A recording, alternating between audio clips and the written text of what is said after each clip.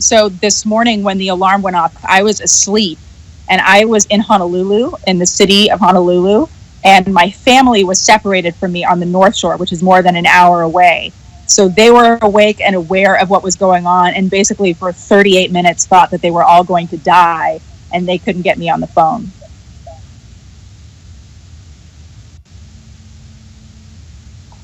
And after you realized what was going on, I mean, what was kind of the area? Was people panicking? What was it like?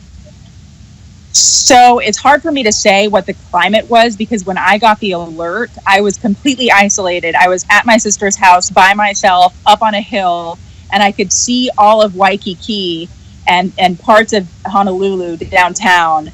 And I couldn't see people. I could see the buildings, but I couldn't see any planes flying. I couldn't see anything happening in the sky. So I got the alert. I almost instantly knew that it was not happening, because shortly after I woke up, I got another text that said it was a false alarm. But my family, who was awake for the whole thing, they lived for those 38 minutes and had no idea what was going to happen, and they were fearing for the worst.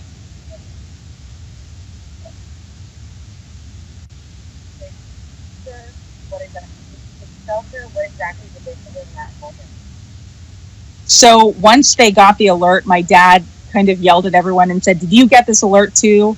And shortly, everyone checked their phones and saw the same thing. And then there was a mad scramble to figure out where to go. They were on a beach house on the North Shore, so there weren't a lot of options. And they decided to hide out in the garage at some point and wait it out.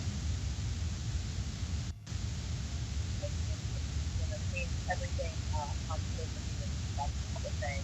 Well, it makes it free to got it. At this point, how was the family feeling, knowing that they went through that moment and feeling that it was about to honestly lose their life? So from what I can gather, when we all regrouped and talked, my mom was very upset because she couldn't get a hold of me. And one of the things that a lot of people don't realize was right after this happened, the phones were jammed and nothing was getting through.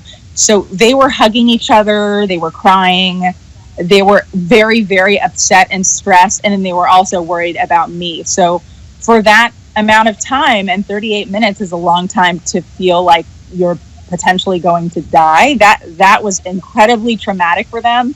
In fact, when they came back, they were all so mentally exhausted that they had to take a nap. After all of this saga, how are you feeling? Because here you are on vacation and something like this happened. I feel okay. I feel a lot of people, including myself, are wondering how this could have happened and how people could be allowed to think this was happening for so long. You have to remember, these alerts came out on the phone.